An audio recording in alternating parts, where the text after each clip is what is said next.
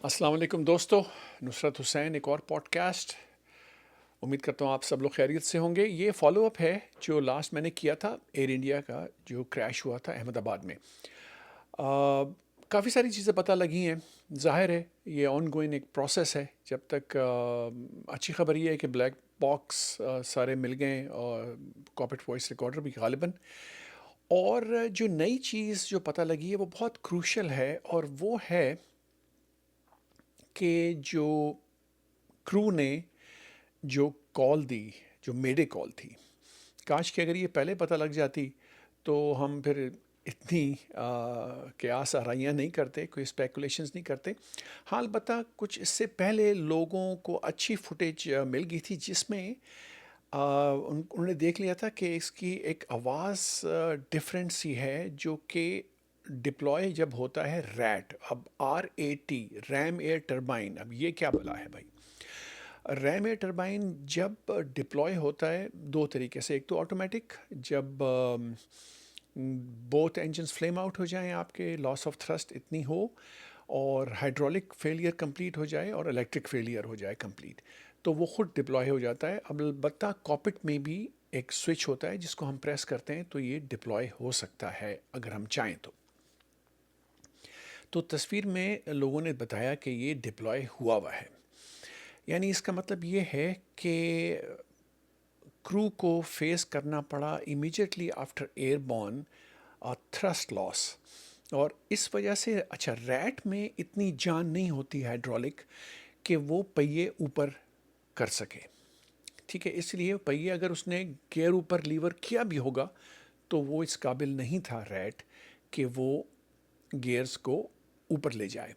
अब इसका ये मतलब है कि इंजन्स ने काम करना बंद कर दिया था। अब दोनों, मैंने पहले भी जिक्र किया था अपने पॉडकास्ट में कि ये बहुत एक रेयर चीज़ है कि, लेकिन ये एक पायलट के लिए सबसे वर्स्ट एक नाइटमेयर है कि आपने टेक ऑफ किया ही है, कपल ऑफ 100 फीट आप ऊपर हैं और आपके दोनों इंजन फेल हो जाएं। इसमें आप कुछ नहीं कर सकते, सिर्फ ये उम्मीद कर सकते हैं कोई इतना बड़ा कोई ग्राउंड हो आगे और कोई ऑब्स्ट्रक्शन ना हो, और वो जहाज़ उसमें पायलट जो है वो तकरीबन बस उतार उतार क्या दे, फेंक ही दे बस। क्योंकि ये बड़े जहाज़ हैं, इनका मोमेंटम, इनका मास बहुत ज़्यादा होता है। किसी लोगों ने पूछा, अच्छा, मैं यहाँ जिक्र ज़रूर करना चाहूँगा कि आप लोगों ने बहुत बड़े अच्छे कमेंट किए, और कुछ मुझे लग रहा था कुछ पायलट्स भी शायद थे उनमें, काफ़ी उनको डिटेल पता थी। लेकिन एक तो ये इंटरनेट की वजह से ये भी है कि काफ़ी लोग इन्फॉर्म्ड हैं, और काफ़ी लोगों की नॉलेज जो है वो बहुत अच्छी है। मुझे लगता है कि 20-30 साल पहले एक आम आदमी को ये चीज़ें बिल्कुल नहीं पता होंगी कि भाई रैट क्या होता है और फ्लैप्स क्या हैं, स्लैट्स क्या हैं, लेकिन अब लोगों को काफ़ी नॉलेज है, तो ये अच्छी बात है। लेकिन मैं एक बात ये ज़रूर कहूँगा कि बहुत कम टाइम में क्रू ने बहुत अच्छा रिस्पांस भी दिया। जो कॉल थी उसकी गालिबन उन्होंने ये भी बताया कि थ्रस्ट लॉस हो गई है और कोई पावर नहीं है, और वो दे आर गोइंग डाउन, और फिर मेडे मेडे मेडे। ये बहुत अच्छी प्रेजेंस ऑफ माइंड, बहुत क्रूशल उसने कैप्टन या first officer, I think captain होंगे, कैप्टन सुमीत जो थे, may God bless his soul, तो बल्कि all of them I must say, तो उन्होंने काफ़ी ये इस शॉर्ट वक्त में उन्होंने ये इन्फॉर्मेशन दी, जबकि उनको पता था कि अब आगे क्या होने वाला है। बिकॉज अगर जहाज़ क्रूजिंग लेवल पे हो, या लेट से 10,000 फुट की बुलंदी पे परवास कर रहा हो और इन दोनों इंजन फेल हो जाते हैं, क्रू के पास बहुत टाइम होता है, क्योंकि जहाज़ ग्लाइड कर सकता है। आप आराम से ढूंढ सकते हैं, मेरे कॉल दें, वो आपको कहेगा यार, इस वो ग्राउंड वाला ही आपको बताएगा कि आपको कौन सा रनवे करीब में जहाँ पर आप उतार सकते हैं, चाहे वो कितना भी बड़ा हो, 6,000 फुट, 8,000, जो भी हो, तो उसमें जहाज़ जाके उतारा जा सकता है। लेकिन राइट आफ्टर एयरबॉर्न तो इट इज़ इम्पॉसिबल। अच्छा, मेरे एक दोस्त ने मुझे एक राइट अप भेजा میں کوشش کروں گا کہ میں اپنی پوسٹ میں اس کو لگا دوں، تو آپ جا کے پوسٹ میں اس کو ریڈ کر لیجیے گا. یہاں پر بھی میں اس کو پلیس کرتا ہوں، اگر پاز کر کے آپ انلارج کر کے پڑھ سکیں.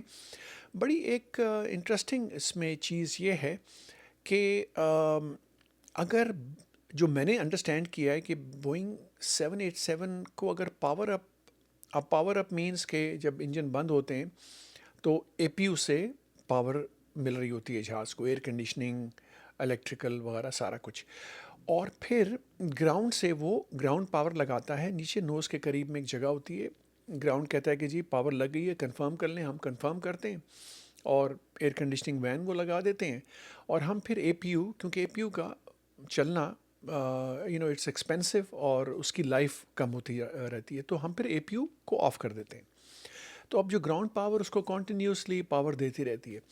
تو اس میں جو میں اس کو بہت شارٹ کر کے میں آپ کو جو بتانا یہ چاہتا ہوں کہ ان میں 787 کو اگر آپ پاور آن رکھیں کچھ 6 منتھس تک، 6 مہینے تک اگر اس کی پاور آف نہیں ہوئی ہو، تو اس میں ایک سافٹ ویئر میں ایک گلچ ایسا ہے کہ وہ دونوں آپ کا جو فیول کنٹرول یونٹس جو کمپیوٹر لگے ہوئے ہیں اس میں وہ ایک اناملی ایسی ہے کہ آپ دونوں انجنز جو ہیں وہ لوز ہو سکتے ہیں، یعنی ان کو فیول نہ ہونے کا سامنا کرنا پڑتا ہے. یہ بڑی عجیب سی بات ہے. تو اس میں لکھا ہوا ہے، آپ اس میں پڑھیں گے کہ ایٹ لیسٹ 120 ڈیز میں if I am not wrong کہ آپ اس کو پاور ڈاؤن کریں اور پورا یعنی کمپلیٹ شٹ ڈاؤن، اور پھر اس کو آپ آن کریں. اب انہوں نے ایک چیز اس کی ریکٹیفائی کی یا نہیں کی، بیکاز یہ آئی تھنک بلیٹن کافی پہلے کا ہے، لیکن اس کو پڑھیے گا. اچھی انفارمیشن تھی، دوست کو میں نے شکریہ ادا کیا. اور تو اب یہ اس کا جو جب انشاءاللہ یہ پتہ لگے گا ڈی ایف ڈی آر وغیرہ میں، سی وی آر میں، کہ کیا ان کو مسئلہ کب ہوا، کس الٹیچیوڈ پہ تھرسٹ ان کو لاس ہوا، اور کر تو یہ کچھ بھی نہیں سکتے تھے. لیکن آئندہ کے لیے ظاہر ہے کہ یہ چیز کے اوپر ان کو اگر جہاز کی اتنی بڑی یہ میل فنکشن ہے تو ریکٹیفائی تو کرنا پڑے گا. اور آج اتنا ہی کچھ. اگلے انشاءاللہ لوگوں نے کافی ریکویسٹ کی ہے کہ کچھ اور بھی ایئر کریشز کے بارے میں، جو اسپیشلی پی آئی اے کے جو تھے. کسی نے بڑا اچھا کامنٹ، ایک بہت پہلے ایک کائرو کی فلائٹ تھی ہماری 707. یہ اگر آپ کو آواز آئی ہے تو یہاں پر تھنڈر اور بارش ہو رہی ہے، تو بڑا اچھا موسم ہے. چلیں اسی بات پہ میں آپ کو I'll keep you posted کہ جب میں کچھ ریسرچ کر کے اپنے جو پی آئی اے کے جو ایئر کراشز ہیں ان کے بارے میں آپ سے ذکر کروں اور شیئر کروں. اپنا خیال رکھیے. تھینک یو سو مچ. خدا حافظ.